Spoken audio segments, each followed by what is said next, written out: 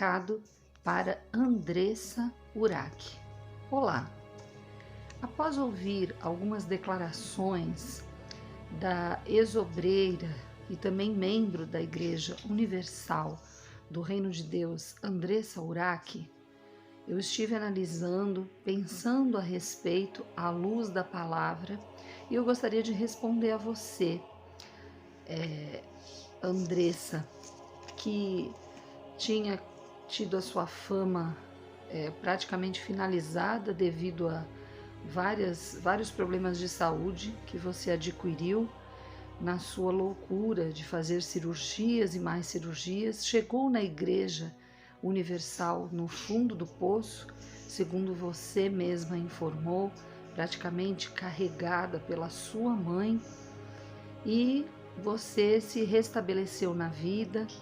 A igreja lhe proporcionou algumas situações que lhe favoreceram. Você escreveu um livro onde os fiéis da Igreja Universal, praticamente 90% das vendas foram feitas ali, dentro da Igreja Universal.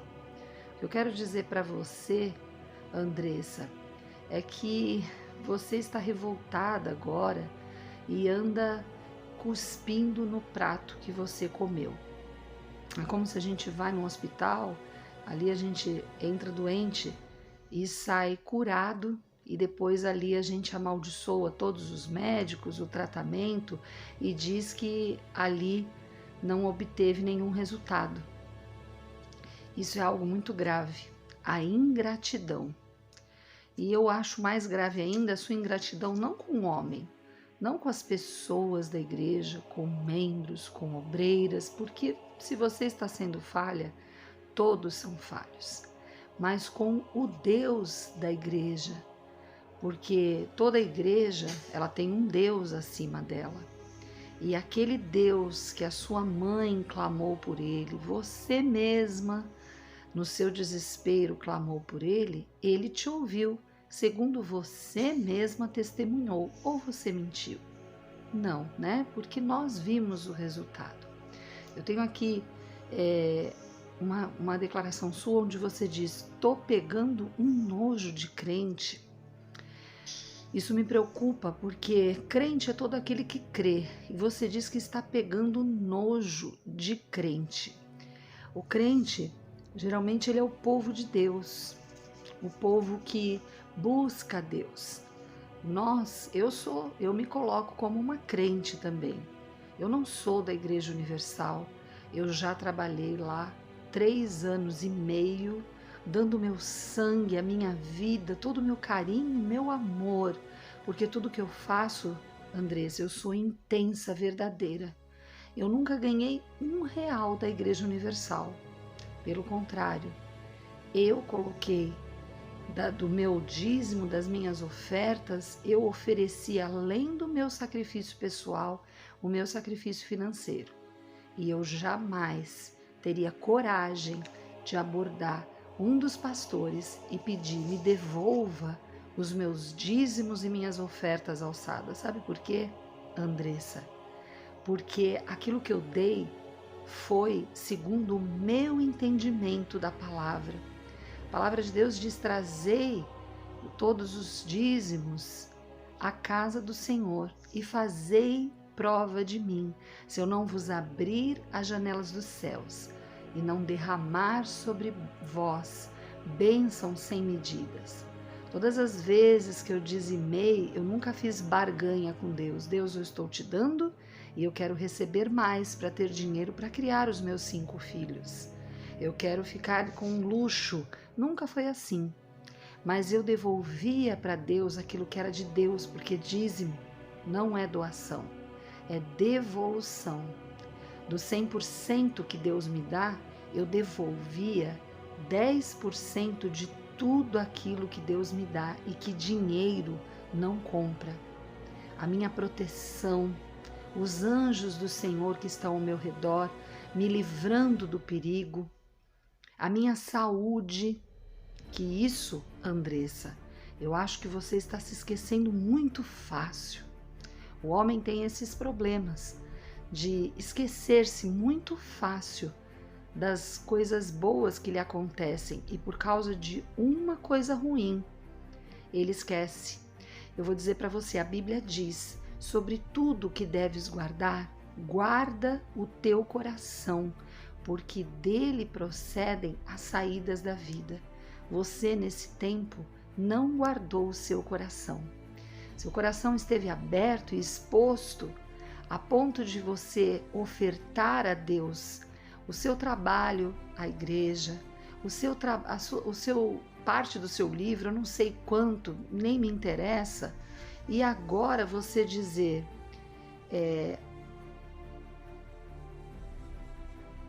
eu quero, tá aqui a sua declaração, eu quero de volta sem pedir na justiça, estou tentando pedir, eu acredito, Andressa, que a igreja nem sabe o valor que você deu, porque todos os dias, com as portas abertas, todas as igrejas, seja católica, seja evangélica, até mesmo um centro espírita e de umbanda, onde eles também fazem trabalhos, eles recebem doações, eles recebem ali muito mais do que um dízimo.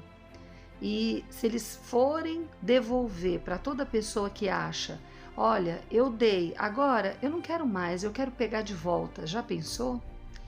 Graças a Deus que 99% das pessoas não voltam para a igreja para pedir de volta aquilo que foi doado. Eu nunca voltei.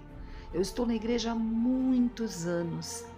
Eu sempre ofertei, sempre dizimei, e eu vou dizer para você, eu jamais, daqueles 3 anos e meio e que eu dei a minha vida, me decepcionei daqueles 3 anos e meio.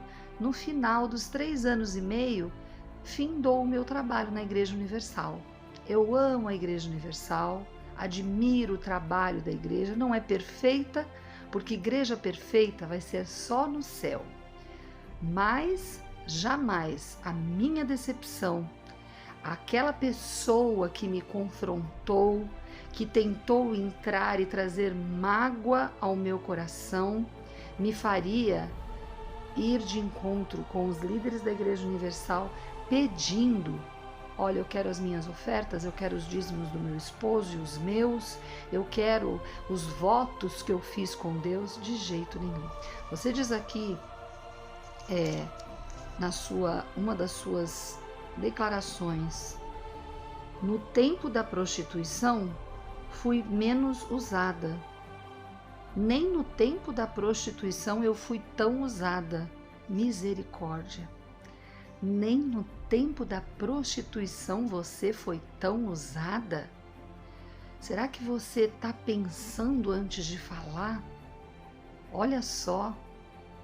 Eu lembro que outrora você tirava roupa no programa do Danilo Gentili sem qualquer pudor, sem pensar no seu filho, sem pensar que o nosso corpo é templo do Espírito Santo, que o nosso corpo é algo que deve ser descoberto somente para o nosso marido, quando somos casadas. E você, depois que você foi para a Igreja Universal, foi curada, conheceu Jesus, você cansou de brincar de moça decente, de moça direita? Foi isso? Eu não entendo o que te aconteceu para falar uma frase absurda, dizer que nem na prostituição você foi tão usada. Andressa, presta atenção no que você está falando. Quando nós vamos à igreja e nos permitimos ser usadas, não somos usadas por pastores, não somos usadas por pessoas, somos usadas pelo Espírito Santo de Deus. É o Espírito que nos usa. E você dizer que você foi mais usada na prostituição, mais usada pelo Espírito Santo na igreja do que pela prostituição, que bom que você foi usada na igreja. Glória a Deus, é maravilhoso. Eu falo todos os dias, Senhor, eis-me aqui, envia-me a mim, usa-me, eu quero te servir. Se não for para te servir, para que eu nasci? Se não for para te adorar, por que eu estou aqui? É assim a minha oração e devia ser a sua. Outra declaração sua: na igreja existem os piores demônios. Eu vou dizer para você, realmente, na igreja manifestam realmente muitos demônios e ainda existem muitos demônios escondidos, pessoas que estão ali perturbadas, mas a Bíblia diz que o joio, ele nasce com o trigo. Você já pensou nessa passagem? Que o joio e o trigo são praticamente iguais. O trigo é a parte boa, é o trigo que fazemos o pão, mas o joio é a parte ruim. E eles nascem juntos, é como na igreja. E quem vai arrancar esse joio não sou eu, não é você, mas é o Senhor. Então você dizer que na igreja tem os piores demônios, é verdade, tem muita gente perturbada, muita gente endemoniada, mas tem muita gente de Deus. Ali você vai encontrar também as melhores pessoas. Eu lamento por você não ter encontrado. Eu lamento por você não ter se deparado com essas pessoas. Outra declaração que você fez é que você vai voltar aos seus tratamentos agora que você saiu da Igreja Universal. Algo que eu sempre ouvi na igreja é: faça os seus tratamentos, sim. Você está no médico, você está passando por tratamento, você precisa de psiquiatra, de psicóloga, de terapeuta, de hematologista, de reumatologista, de neurologista. Vá ao médico. Os sãos não precisam de médicos, mas os que não estão sãos precisam sim. Você errou quando você se atirou nos braços da igreja do Senhor e esqueceu de curar feridas que vinham desde a sua infância, como você narra no seu livro que eu tenho aqui na minha casa. Então, faça seu tratamento, sim. Continue o seu tratamento espiritual e continue da sua alma. Agora você quer cuidar da sua alma, do seu físico e abandonar o seu espiritual, o que é muito grave também. Não devemos abandonar de forma alguma a nossa vida espiritual. Para mim é a parte mais importante da minha vida, porque o espírito é eterno. Ele não morre. Esse corpo aqui, ó, ele morre, mas o espírito é eterno. O que eu digo para você, Andressa, é que não é tarde para você se arrepender, para você pensar. Lá dentro da igreja, seja qual for a igreja evangélica, e foi nelas que eu encontrei o amor de Deus, o amor do nosso Pai. Foi lá que eu ouvi que Deus amou o mundo de tal maneira que Ele deu seu Filho unigênito para que todo aquele que nele crê não sofra, mas tenha vida eterna. Se você está desanimada, está decepcionada, leve tudo isso aos pés de Jesus.